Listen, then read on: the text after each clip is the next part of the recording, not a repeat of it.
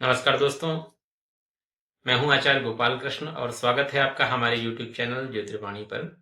और ज्योतिष पर रोज चर्चा होती है हमारे चैनल पे। और आज हम एक विशेष टॉपिक लेकर के आए हैं। आज हम जानेंगे कुंडली में जो हमारे 12 भाव होते हैं, जो द्वादश भाव होते हैं, इन द्वादश भावों पे चर्चा होगी। द्वादश भावों के जो विचारणीय विषय हैं, इस पे चर्चा करेंगे। बहुत ही महत्वपूर्ण वीडियो रहेगा आज का। और हम पृथक पृथक रूप से आज जानेंगे कि प्रत्येक भाव किन किन चीजों को देता है, उसके क्या फल होते हैं, और 12 भाव से हमें कौन कौन चीजें देखनी होती हैं। प्रथम भाव से हम क्या देखते हैं, दूसरे भाव से क्या देखते हैं। तो बहुत ही अच्छा वीडियो रहेगा और काफी उपयोगी वीडियो है आपके लिए। तो इस वीडियो को स्किप ना करें, पूरा वीडियो देखें। एक एक करके हम प्रत्येक भाव के लेंगे और उनके विचारणीय विषय को, उनके कारक ग्रहों को लेंगे और उस पर चर्चा करेंगे। तो चलिए प्रारंभ करते हैं आज के इस वीडियो का। तो दोस्तों, सबसे पहले बात करें कुंडली में अपने प्रथम भाव का। प्रथम भाव को हम फर्स्ट हाउस या फिर लग्न भाव, एसेंडिंग या राइजिंग साइन, कई नामों से संबोधित करते हैं। तो दोस्तों, इसको आत्मा का कारक माना जाता है। जो हमारा लग्न भाव होता है ये आत्म कारक होता है। और लग्न भाव से हम मुख्य रूप से अपना जो भी महत्वपूर्ण चीजें हैं, सबसे ज्यादा हमारा जो शरीर की बनावट कैसी होगी, हमारी जो व्यक्तित्व है कैसा रहेगा, स्वभाव कैसा रहेगा, हमारा जो चेहरा होगा कैसा होगा, रूप, रंग, स्वास्थ्य, जो व्यक्तित्व होता है, इन सब चीजों का विवेचन करते हैं। सबसे ज्यादा तो इससे देखा जाता है हमारा चेहरा, हमारी सोचने समझने की क्षमता, हमारा शारीरिक स्वास्थ्य। और जितने भी 12 भाव होते हैं उन सभी में से कुछ न कुछ हम लग्न से जरूर देखते हैं। क्योंकि लग्न आल इन आल कह करके संबोधित किया जाता है कि लग्न सबसे प्रथम भाव होता है और प्रथम भाव होने के कारण ये सर्वाधिक महत्वपूर्ण भी हो जाता है। और जब हम बात करते हैं लग्न हाउस के यानी पहले भाव के कारक ग्रह की, तो दोस्तों लग्न हाउस का जो कारक ग्रह लग्नेश होता है, यानी लग्नेश आपका बलवान होगा तो वैसा ही प्रभाव लग्नेश के बलवान या कमजोर कमजोर होने का आपके इन सब चीजों पर पड़ेगा। चाहे आपका स्वभाव हो, चाहे आपका व्यक्तित्व हो, स्वास्थ्य हो, तो लग्नेश बहुत महत्वपूर्ण हो जाता है। वहीं जब हम कुंडली में बात करें सेकेंड हाउस के यानी द्वितीय भाव के, तो दोस्तों द्वितीय भाव जो हमारा कुंडली में होता है, तो द्वितीय भाव कुंडली में सबसे पहले तो धन को दर्शाता है, धन और वाणी। क्योंकि इसको कहा ही जाता है धन भाव या फिर वाणी का भाव, मुख का भी भाव बोलते हैं। ऐसे में शारीरिक रूप से अगर बात करें तो हमारी जो दांत हैं, हमारा जो मुख है, हमारी जो जीभ है, चेहरा है, इनको दर्शाता है। जैसे लग्न अगर हमारा सिर है तो सेकेंड हाउस हमारा है मुख, गर्दन तक के हिस्से को हम ले सकते हैं सेकेंड हाउस में, तृतीय भाव में। और ये इस भाव से मुख्य रूप से वाणी, पारिवारिक जीवन, परिवार का सपोर्ट, हमारी भूख, धन संपत्ति, वाणी, और हम कितना बचत कर पाते हैं, यानी कि बचत वाली स्थिति भी हम सेकेंड हाउस से ही देखते हैं। तो सेकेंड हाउस बहुत ही महत्वपूर्ण होता है। सेकेंड हाउस की जब हम कारक ग्रहों की बात करते हैं तो कारक ग्रह होता है शुक्र, क्योंकि धन और संपत्ति का भाव है, इसलिए कारक ग्रह शुक्र है। साथ में सूर्य और चंद्रमा का भी सह अस्तित्व रहता है, उनका भी स्थिति देखी जाती है इस भाव को अच्छे से विवेचन करने के लिए।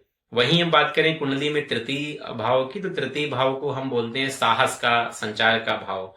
तो साहस और संचार का भाव होने के कारण इस भाव से हम व्यक्ति का साहस देखते हैं कि कितना साहसी है, क्षमता कितनी है, इसमें हिम्मत कितनी है। साथ में छोटे भाई बहन का भी हम लोग तृतीय हाउस से देखते हैं। संचार, लेखन, प्रयास, स्किल्स, इन सब चीजों को तृतीय भाव से विवेचन किया जाता है। साथ में शारीरिक दृष्टिकोण से देखें तो व्यक्ति की जो कंधे हैं, हाथ हैं, इनका विवेचन हम करते हैं मुख्य रूप से तृतीय भाव से।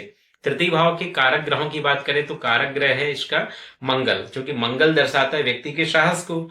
और दूसरा कारक ग्रह बन जाता है बुध, क्योंकि बुध को संचार का कारक माना जाता है। तृतीय हाउस से हम यातायात को भी देखते हैं। तो दोस्तों, अगर तृतीय हमारा बलवान रहेगा, तृतीय भाव में अच्छा प्रभाव रहेगा, तो ऐसे व्यक्ति के जो भाई बहन होंगे वो काफी सहयोगी होंगे, काफी हिम्मत वाला होगा, हार्ड वर्किंग होगा, प्रयासों में कभी हार नहीं मानेगा। और वही अगर कमजोर हो जाएगा तो भाई बहनों का सपोर्ट नहीं मिलेगा, प्रयास ना करने वाला या जल्दी थक जाने वाला, प्रयासों में कमी, इन सब चीजों को यानी खराब चीजों को देगा। बीमारियों पे चर्चा होगी तो कंधे या हाथों से जुड़ी समस्याएं, तो इन सब चीजों को भी अगर खराब है तो उन भावों को कमजोर करेगा, उन फलों को। और वहां पर वो भाव हमारा मजबूत है तो उन भावों को, जिन भावों को, जिन फलों को हमारा वो भाव दे रहा होता है, जिन विषयों को दर्शा रहा होता है, उनसे संबंधित चीजों को बढ़ा देगा। कुंडली में जब हम बात करते हैं चौथे भाव की, तो चौथा भाव होता है माता का, सुख का। इस भाव को कहा जाता है ग्रह सुख या मनोवृत्ति, क्योंकि मन का भी कारक चौथा भाव होता है। इस भाव से हम व्यक्ति का भौतिक सुख, मकान, वाहन, पारिवारिक जीवन में उसको क्या सुख मिल रहा है, तो इन सब चीजों को हम चौथे हाउस से देखते हैं। साथ में मन की स्थिरता को भी देखा जाता है, व्यक्ति कितना ज्यादा मानसिक रूप से शांत है या मानसिक रूप से मजबूत है। शैक्षणिक जो प्रारंभिक अवस्था होती है शिक्षा की, तो उसको भी हम चौथे हाउस से देखते हैं। व्यक्ति को कितनी संपत्ति मिल रही है, स्थिर संपत्ति क्या है, वाहन का, मकान का सुख, ये सब हम चौथे भाव से देखते हैं। चौथे भाव का जो शारीरिक दृष्टिकोण से देखें तो हमारा जो एब्डोमेन होता है, पेट का जो ऊपरी हिस्सा होता है, मुख्य रूप से छाती और हृदय, इसको भी हम देखते हैं चौथे भाव से। और चौथे भाव का कारक ग्रह होता है शुक्र, क्योंकि ज्योतिष में सुख का पर्याय होता है शुक्र। तो सुख की चर्चा जब करते हैं तो शुक्र महत्वपूर्ण हो जाता है, तो कारक ग्रह चौथे भाव का शुक्र है। और दूसरा कारक ग्रह है चंद्रमा, क्योंकि चंद्रमा को मन का कारक माना जाता है। जब हमारा चौथा भाव अच्छा रहेगा तो ऐसे में व्यक्ति मानसिक रूप से मजबूत रहेगा, प्रचुर रूप से संपत्ति रहेगी, मकान का, वाहन का, माता का सुख अच्छा मिलेगा, प्रारंभिक जीवन उसका बहुत अच्छा जाएगा। वहीं जब चतुर्थ भाव कमजोर होता है तो व्यक्ति के जीवन में संघर्ष रहता है, मानसिक शांति नहीं रहती है, व्यक्ति सुखी नहीं रह पाता है, गृह जीवन में तनाव रहता है उसके, और घर से दूरी, वाहन का सुख ना मिलना, तमाम प्रकार की विषम परिस्थितियों को देता है। साथ में हृदय से जुड़ी समस्याएं, छाती से जुड़े रोग, ये प्रभावित करते हैं व्यक्ति के जीवन को। तो मुख्य रूप से जो हमारे प्रतिपाद्य विषय हैं, इनको हमें देखना होता है चौथे भाव से। अगर चतुर्थ भाव का स्वामी या चतुर्थ भाव हमारा मजबूत रहेगा तो जीवन में जो चतुर्थ भाव से जो जितने भी विषय हैं ये सब अच्छे रहेंगे। और अगर कमजोर होगा तो बहुत सारी विषमताओं का, बहुत सारे कष्टों का सामना करना पड़ेगा। वहीं पे हम बात करें पंचम भाव की, तो दोस्तों पंचम भाव जो होता है संतान का और शिक्षा का मुख्य रूप से माना जाता है। ऐसे में रचनात्मकता को, प्रेम संबंध को, और हमारी जो एजुकेशन होती है, धर्म को भी काफी हद तक पंचम भाव दर्शाता है, क्योंकि पंचम से पंचम नवम भाव होता है जो कि भाग्य का भाव माना जाता है। ऐसे पंचम भाव ऐसे में भाग्य को और व्यक्ति के धर्म को भी दर्शाता है। पंचम भाव से हम व्यक्ति के प्रेम संबंधों को भी देखते हैं, व्यक्ति की संतान के सुख को देखते हैं। पंचम भाव से हम अगर शारीरिक दृष्टिकोण से देखें तो पेट का मध्य भाग, जो उसका पाचन तंत्र है, इसको देखा जाता है पंचम भाव से। साथ में पंचम भाव से हम एक विशेष चीज देखते हैं कि व्यक्ति अपने जीवन में उसके अंदर रचनात्मकता कितनी होगी, कितना ज्यादा स्किल्स होगी, या कितना ज्यादा नए नए चीजों पे जानने का, पढ़ने का, सीखने का शौक रखने वाला होगा, ये भी हम पंचम भाव से देखते हैं। पंचम भाव अगर हमारा मजबूत रहेगा, क्योंकि पंचम भाव का जो कारक ग्रह होता है वो होता है गुरु, क्योंकि गुरु दर्शाता है ज्ञान को। और इसके साथ में हम सूर्य और चंद्रमा को भी सह कारक मान सकते हैं, लेकिन मुख्य रूप से जो कारक ग्रह पंचम भाव का होता है वो गुरु होता है। तो पंचम भाव पे जब शुभ प्रभाव होगा तो ऐसा व्यक्ति ज्ञानी होगा, शैक्षणिक रूप से मजबूत होगा, शिक्षा के प्रति झुकाव होगा, पढ़ने लिखने में काफी रुचि रखने वाला होगा, साथ में स्वास्थ्य से भी अच्छा होगा, धार्मिक होगा, प्रेम संबंध भी काफी स्थिर होंगे, संतान का सुख मिलेगा। और जब पंचम भाव कमजोर होगा तो संतानहीनता देगा, संतान से सुख नहीं देगा या संतान ही नहीं होगी, प्रेम संबंधों में अस्थिरता रहेगी, पेट से जुड़ी समस्याएं परेशान करेंगी। तो मुख्य रूप से हमें पंचम भाव से इन सब विषयों को देखना होता है। अब हम बात करते हैं छठे भाव की, तो दोस्तों छठा भाव जो होता है ये रोग को, शत्रुता को, हमारी लाइफ में जो कंपटीशन आते हैं उनको, मुकदमेबाजी को दर्शाता है, और शत्रुओं को दर्शाता है कि हमें किन शत्रुओं से कैसे बचना चाहिए, कौन कौन से शत्रु हमें परेशान कर सकते हैं, लेन देन, ऋण, मुकदमेबाजी, इन सब चीजों को छठा भाव दर्शाता है। जीवन में बहुत सारी ऐसी समस्याएं हैं, लगभग 80% जो समस्याएं हैं छठे भाव की हैं। प्रारंभिक स्तर पे हम अगर देखें तो कंपटीशन भी क्या है, हमारे लिए समस्याएं बन करके आती हैं, उन कंपटीशन का हम सामना करते हैं, प्रतियोगिता का सामना करके हम कुछ अचीव करते हैं। तो प्रतियोगिता को भी छठा भाव दर्शाता है, शत्रुओं को, मुकदमेबाजी को, या फिर जीवन में जो ऋण हम लेते हैं, लेन देन को, पैसे से जुड़ी जितनी चीजें होती हैं, खासतौर पर उधारी को, कर्ज को, ये छठा भाव दर्शाता है। और हम जब शारीरिक रूप से देखते हैं तो पेट का निचला हिस्सा और काफी हद तक हमारी कमर का ऊपरी हिस्सा जो होता है, तो ये हमारा छठा भाव प्रभावित करता है। षष्ठे से अगर मजबूत रहेगा तो हम ऋण के कुचक्र में नहीं फंसेंगे, प्रतियोगिता में सफलता पाएंगे, सक्सेस मिलेगी हमको। षष्ठी से अगर कमजोर होगा, छठा भाव अगर नकारात्मक प्रभाव में होगा, तो ऐसे में हमें शारीरिक रूप से काफी, एक तो इम्यूनिटी पावर को भी छठा भाव दर्शाता है, तो हम जल्दी जल्दी बीमार पड़ेंगे। तो षष्ठेश और छठे भाव से हम बहुत सारी चीजें हम देखते हैं, और इनका जो कारक ग्रह होता है छठे भाव का कारक ग्रह रहता है शनि और मंगल, क्योंकि शनि दर्शाता है व्यक्ति के सामर्थ्य को, व्यक्ति की कठोरता को, प्रयासों को, और जो मंगल दर्शाता है साहस को। साथ में राहु और केतु भी काफी महत्वपूर्ण स्थान रखते हैं, इनका भी देखना होता है जब हम छठे भाव का विवेचन करते हैं, छठे भाव का फलादेश करते हैं, तो राहु केतु की भी महती भूमिका हो जाती है। हमारा कुंडली का जो सप्तम भाव होता है, ये हमारे वैवाहिक जीवन को, विवाह को, सामाजिक या व्यवसायिक जीवन में साझेदारी को दर्शाता है। और साथ ही साथ में देखा गया है कि जो हमारी जो वैवाहिक जीवन की पूरी स्थितियां होती हैं, वो सबसे ज्यादा सप्तम भाव से प्रभावित होती हैं। तो दोस्तों, सप्तम भाव का जो कारक ग्रह होता है वो शुक्र और गुरु होता है, क्योंकि दोनों ही जीवन को, वैवाहिक जीवन को सर्वाधिक नियंत्रित करते हैं। साथ में पेट का निचला हिस्सा, जो हमारे जननांग है, गुप्तांग है, उसको भी सप्तम भाव दर्शाता है। सप्तम भाव जब हमारा अच्छा रहेगा, सप्तम भाव पर शुभ ग्रहों का, अच्छे ग्रहों का प्रभाव रहेगा, ऐसी स्थिति में वैवाहिक जीवन अच्छा रहेगा। हम अगर अपने बिजनेस में किसी को पार्टनर बनाते हैं, तो पार्टनरशिप पे बिजनेस अच्छा करे होगा, हमारा अच्छा चलेगा। लेकिन अगर सप्तम भाव दूषित रहेगा, तो आप ये मान लीजिए कि पार्टनरशिप में कोई काम ना करें, सफलता नहीं मिलेगी, वैवाहिक जीवन में कोई ना कोई तनाव बना रहेगा। तो वैवाहिक जीवन का और सामाजिक जीवन में सफलता और पार्टनर, चाहे आपका वैवाहिक पार्टनर हो या फिर आपकी कार्यक्षेत्र का पार्टनर हो, इसको सप्तम भाव से देखा जाता है। वहीं दोस्तों, जब हम बात करेंगे अष्टम भाव की, तो अष्टम भाव को मृत्यु का भाव या आयु का भाव कहा जाता है। तो अष्टम भाव जो कि रहस्य के रूप में भी प्रचलित है, क्योंकि जो भी गुप्त विद्याएं होती हैं, चाहे जादू, टोना, तंत्र, ज्योतिष, अध्यात्म, इन सब चीजों को, इन विद्याओं को अष्टम भाव प्रदर्शित करता है, अष्टम भाव से इनको देखा जाता है। साथ ही साथ में हमारे जो शरीर की अगर हम बात करें, तो हमारी जो रीढ़ की हड्डी है, गुप्तांग है, इसको अष्टम भाव से देखा जाता है। अष्टम भाव से हम व्यक्ति की आयु का निर्धारण भी करते हैं। अगर अष्टम भाव हमारा अच्छा रहेगा, तो ऐसे लोग बहुत सारी अच्छी विद्याएं, गुप्त विद्याओं के, या फिर जो रिसर्चर होते हैं, अनुसंधान का भी कारक अष्टम भाव होता है। तो अष्टम भाव में जब अच्छे ग्रहों का प्रभाव रहेगा, तो ऐसा व्यक्ति बहुत सारी जानकारी रखने वाला होगा, गुप्त विद्याओं का हिडन नॉलेज उसमें बहुत अच्छी होती है, इंट्यूशनल पावर बहुत अच्छी होगी, है ना, शारीरिक स्वास्थ्य भी अच्छा होता है, और दीर्घायु होते हैं। वहीं अष्टम भाव का जो कारक ग्रह होता है, उसको शनि और मंगल को माना जाता है। मंगल चूंकि दुर्घटनाओं को, चोट को दर्शाता है, और शनि व्यक्ति की आयु को दर्शाता है।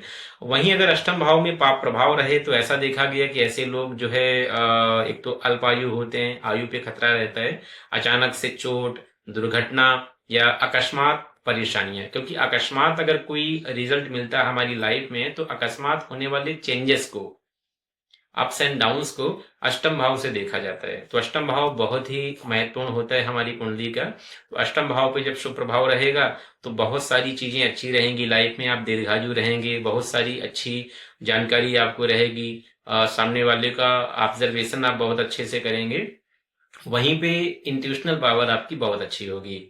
दोस्तों, जब हम बात करते हैं कुंडली में नवम भाव की, तो नवम भाव को धर्म भाव या भाग्य भाव कहा जाता है। और धर्म भाव और भाग्य भाव का जो कारक ग्रह होता है, वो होता है बृहस्पति। बृहस्पति को कारक ग्रह माना जाता है। और हमारी जो शरीर के अंगों में से जो छाती हमारी होती है, छाती का प्रतिनिधित्व भी करता है, छाती का भी देखा जाता है, छाती से जुड़े रोग हैं या हृदय से जुड़ी जो चीजें हैं, नवम भाव से भी देखी जाती हैं बहुत से विद्वानों के हिसाब से।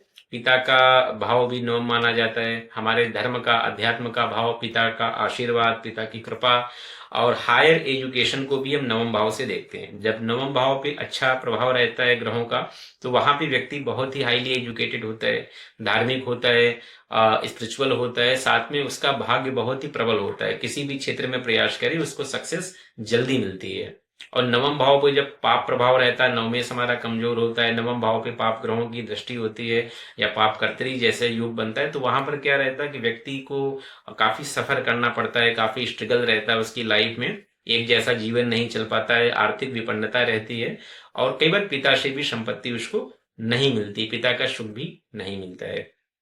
दोस्तों, नवम भाव भी बहुत ही महत्वपूर्ण है। हमारे जीवन के सबसे ज्यादा जो जरूरी चीज है हमारा भाग्य, तो उसको ये दर्शा रहा होता है। जब हम बात करते हैं कुंडली में दशम भाव की, तो दोस्तों दशम भाव को ज्योतिष में कर्म भाव कहा जाता है।